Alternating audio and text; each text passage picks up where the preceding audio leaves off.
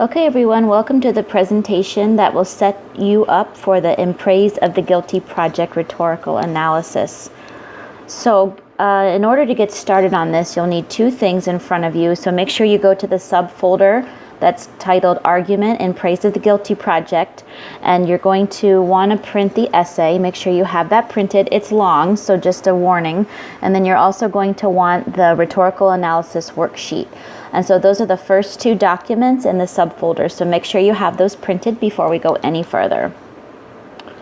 Okay, the first thing that I want to do to help you with this is help you understand, make sure that you understand the essay, and make sure that you understand that there are actually 4 different claims.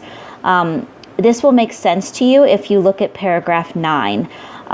Paragraph 9 is what we would call like a foreshadowing announcement paragraph. This is not the thesis.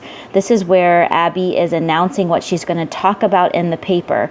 The actual organization of the entire essay is an inductive order, which is the same order we're going to be requiring for the justice paper. So it's a good idea for you to get used to this kind of order now. It's where, again, she's going to introduce all of her evidence first and then end with her thesis statement. So you're picturing a funnel where she's dumping all of her examples and arguments in first, and what spits out the bottom then is the thesis. So the thesis is actually at the very end. But if you look at the way she's divided up her paper, there is a subclaim for each section of her paper, and those are also set up inductively. So what you'll notice is that she is going to have part 1, and here you can see that she's saying that the tendency towards innocence, one-upmanship or arrogance, that is the first subclaim that she's going to talk about, but the stated claim for that comes at the end of that section, so it's inductively set up.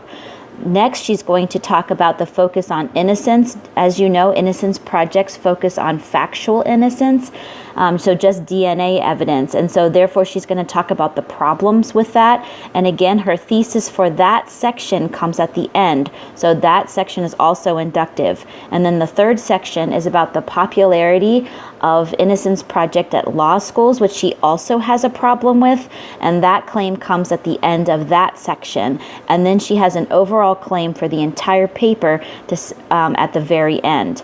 Okay, so there are 4 claims. Make sure that makes sense to you first. Look at paragraph 9, see how she set up her paper, and then know that the final claim is the big one. That one's at the end. Okay, so the first subclaim, I want you to go to paragraph 27 in the text. And what you'll see there is she's wrapping up the first section, and this is about the tendency towards innocence, one-upmanship, or arrogance. This is where she goes through the leaflet that she finds that makes her so angry, and then later she was at I think it was a conference where she heard the founder of the Innocence Project speak, and so she's really angry about how justified innocence projects feel and how righteous they feel. At the very end, she talks about the difference between real justice and ordinary justice, and it's that distinction she has a problem with, because it's as if innocence projects feel like they're doing the real work, the good work. And so if you look at paragraph 27, she wraps that up when she says, innocence advocates with DNA are armed with both justice and certainty, a lethal combination. And that is the thesis for that first subclaim. Okay, next, for the second one, I want you to go to paragraph 41. This is the part where she's talking about the Innocence Project's focus on DNA proven innocence only. It's as if you have any other kind of problem in your trial, if you don't have any way to prove that through DNA, the Innocence Project won't take your case.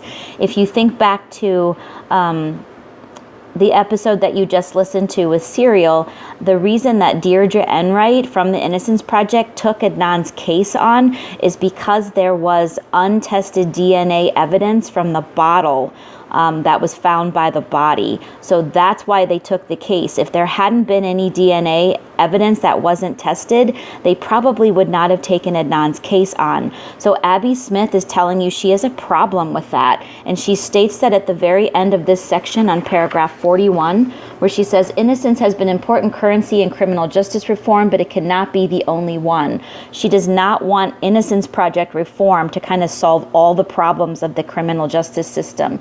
She says there has to be more done than that, and she's worried about this focus on only DNA innocence. Okay. Now, the third subclaim, you want to go to paragraph 53, and here's where she's talking about her problem with law schools. She feels that if lawyers are only trained to in law schools to represent the already innocent, that they will never learn the skills necessary to defend someone that's actually really guilty. And so this should connect to you to Peter Keen's essay, because again, she's worried about their ability, or law students' ability, once they become lawyers, to be good lawyers if they've only ever been exposed to this righteous, or what she called earlier, real justice. So that is stated in paragraph 53. Where she says, but thoughtful teachers, lawyers, and law school administrators should also question the decision to create and fund an Innocence Project at all. She doesn't want them there. She wants to make sure that law students learn how to defend and prosecute all sorts of defendants. Okay, so that's the third subclaim. Now, if you look at the next section of this essay, it's the conclusion, and her overall claim for the entire essay is located in paragraph 58, where she says there are important political, moral, and educational concerns raised by the growing dominance of the innocence movement in a time when so many are locked up and forsaken. I've tried to address some of these in this essay. And then here's what we call a call to action. Let us not forget about the guilty. That is her claim for the entire thing. She is feeling like the Innocence Project is falling short for real criminal justice reform. And like you said, like you can see, she's pretty upset about it. Now, I want to also help you with the second part of your rhetorical analysis worksheet on the back. It's actually the last section on logos. I wasn't sure if you were ready to write your own logical syllogism, so I've given it to you here. Remember that your if and statements are your minor premises. So you've got, if the criminal justice is in need of reform, remember that's her major premise. She's assuming that that is true. She is assuming that the criminal justice system has lots of problems and we have to fix it. That is her accepted truth. Now, she's also assuming it's true that the Innocence Project doesn't address all of the problems with the criminal justice system. So therefore, there's your claim. The Innocence Project alone cannot reform the criminal justice system. So there's your if and therefore statement for logos. Okay, now it's your turn. You need to go ahead and complete the rest of the worksheet. You should be able to do that now that I've walked you through the three subclaims and the overall claim. You should be able to fill out the ethos and the pathos, and also the type of rhetoric, and classify the claim. Also think about that mood, mind, willingness to act. That's the first box. So finish the worksheet, and when you're done, you're either going to need to scan it or take a picture of it and upload it to the assignment folder. Please let me know if you have any questions, and have fun.